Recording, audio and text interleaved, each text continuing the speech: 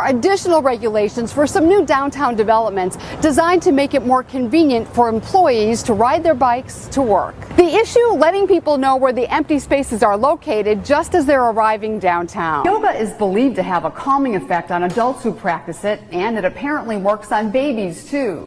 This bronze sculpture, in the shape of a tree and covered with ceramic butterflies, is a reminder of the 1.5 million children murdered by the Nazis during the Holocaust.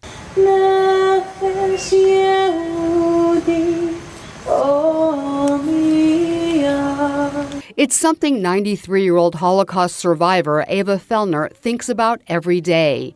Forced into a concentration camp at age 13, Eva managed to live to tell about it. We survived because God gave us the strength. Many other Jewish children Eva knew back then did not make it, and she's haunted by those memories to this day. Listen, how can I tell you? My cousin had a baby, and she went with the baby. Do I have to tell you more? I tell you another one.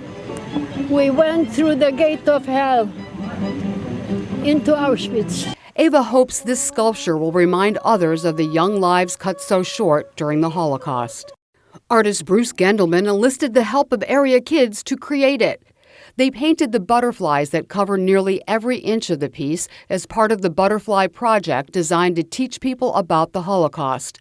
The sculpture is now the centerpiece of an educational program they're holding here at the Morse Life Senior Community, home to more than 40 Holocaust survivors. And they'll hear from a Holocaust survivor or descendant from a Holocaust survivor telling their story. The sculpture debuted during a candlelight ceremony, with many seeing it for the first time, children especially fascinated by the butterflies. It's hoped those butterflies and this beautiful bronze tree will keep the memories of those who died in the Holocaust alive in our hearts and keep the promise to survivors like Eva Fellner that even in these troubled times, it will never happen again. This is Sheryl Kahn reporting for WPB TV. I can't stand us. 73-year-old William Schwenzer is disabled after being hit by a car. It was that accident and a series of other setbacks that led to him losing his home and winding up on the streets. I just couldn't hang it. I don't know. Just things happen. And William's situation is not unique here at St. Anne Place, where those experiencing homelessness go for help. St. Anne Place can help you. Many of the client's circumstances seem overwhelming. Steve McDonald says he's suffering from terminal cancer, but unable to afford an apartment, Steve sleeps wherever he can. I sleep under a building, a garage overhang that keeps me dry. Is it scary? Yeah, I've been robbed twice. I got police reports and everything else. It's scary for all of us, not just me. It's stories like those that tend to keep Mary Manuel and Raven Green up at night. You get upset just listening to him talk, I notice. I did like I ain't supposed to. You're supposed to keep it together. Yeah, I'm supposed to, because he almost broke down like 3 times, and then I'm like, I got to keep my focus. Because as members of the City of West Palm Beach's homeless outreach team, it's their mission to get as many people as they can off the streets and into permanent housing. You got an opening, I'll take it. Mary used to work at the Lewis Center, which provides temporary shelter to homeless people. What she's doing now is much more comprehensive. Okay, so the care manager that she was referring to that's going to contact in 2 weeks, did I misunderstand that? She and Raven sometimes spend days, weeks, even months trying to line up housing, health care, and other critical needs for clients like William. He don't want to go to shelter, but he want to get off the street right now today. Then he don't want a roommate. It's a lot of things that he don't want and things that he do want, but, you know, I'm still trying to figure out, you know, something. Hopefully one of these phone calls I could hear something, some good news. The number of people needing services far outweighs the funding available to provide them. So many of the team's clients wind up waiting in line, especially for housing. It's hard to find housing because of the cancer, and nobody will accept me. 30-year-old Andre James says for the past couple of years he's been sleeping outside and showering here. He'd like to hit the reset button on his whole life with a new apartment and a new job. But so far, no luck. They reached out to several places, but still nothing. It's very frustrating for Andre and also for those who are trying to help him. We take everything with a grain of salt, and you just let it roll right off of you when it happens. Because if you don't, it'll potentially build up and you won't be able to do this job. Raven and Mary say they'll just keep plugging away, doing all they can to get their clients' lives back on track. And those who depend on the team hope they never stop. Don't give up on us. This is Sheryl Kahn reporting for WPB TV. Latinos Unidos. Protests like this one erupted coast to coast after Florida Governor and presidential hopeful Ron DeSantis signed into law one of the toughest crackdowns on undocumented immigrants in the country. No SB 1718. Hundreds of demonstrators marched across downtown streets past Hispanic-owned businesses that had been closed for the day in protest. They rallied in front of West Palm Beach City Hall and the Palm Beach County Courthouse, gathering supporters along the way. Because I'm Hispanic and I want to support them.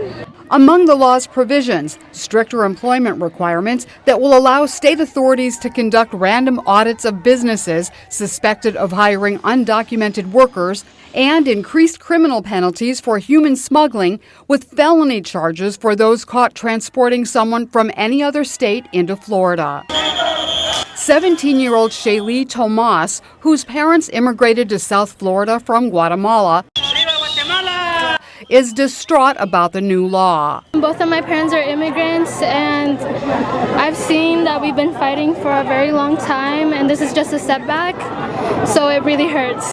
Sheryl says the current political climate in her home state makes her very nervous. It has become scary. It wasn't like this. The law goes into effect July 1st. Protesters promise to voice their opposition to it up until that day and beyond. Latinos Unidos. This is Sheryl Kahn reporting for WPB TV. Don't get close at me. Don't. Dealing with stressed out residents upset about hurricane damage, even wanting to take matters into their own hands. I got it. They don't want to move. I do it. All part of the job facing crews who are trying to clear the streets and get things working again after a big storm. In this case, these are actually city employees role-playing during a hurricane drill. We have just been through a major hurricane. Let's move further out of the zone, please. But what they're reenacting is not far from some of the real-life scenarios that have played out in the aftermath of hurricanes and other disasters. People reported that a citizen helped themselves through their chainsaw, so they no longer have a chainsaw. Learning how to do their job safely and keep calm while under pressure and exhausted was a big part of the exercise. Our biggest job is not only this part where we're doing first push and we're doing life-saving operations. Our other job is to communicate, and we want to make sure that we get those communications out there so everybody knows what's going on, and that way they don't get upset when we're not communicating with them. This drill covered just about every situation, with fake snakes planted in tree stumps, flooded streets, a victim who needed to be extricated from a crushed car, and a downed live power line in the middle of the street. Crews and firefighters took the drill seriously, cleaning everything up and putting things back in order. When it was all said and done, they went over what went well and what still needs work. Could be a small thing now, could be a big thing later. Walking around with the chainsaw, make sure you have the blade behind you, not in front of you.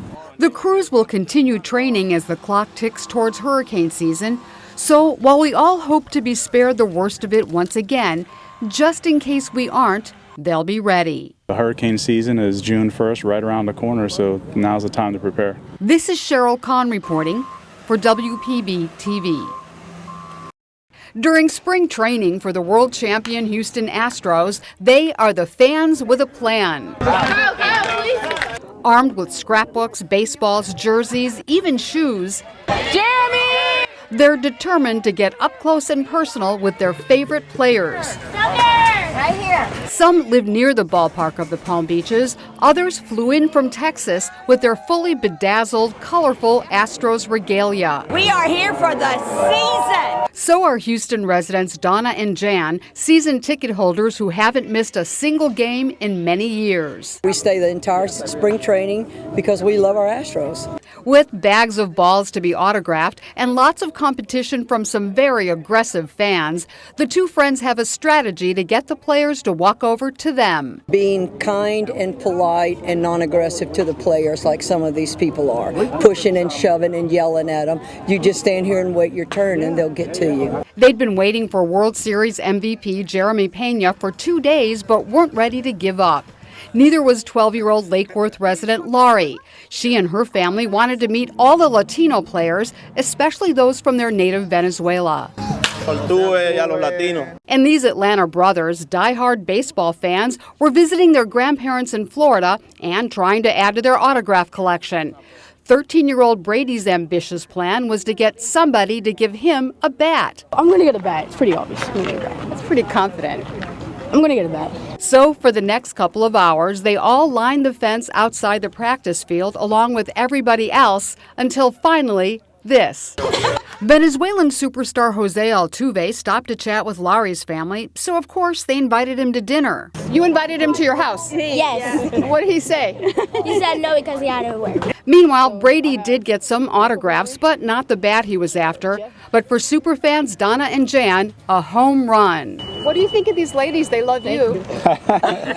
They were here yesterday and I told them I was going to sign for them. So you're a good guy. I kept my promise. And we appreciate that. Thank you so much. And that, these fans say, could just be a sign of some very good things to come once again for their very favorite team. Yeah, Astros! Woohoo! This is Sheryl Kahn reporting for WPB TV.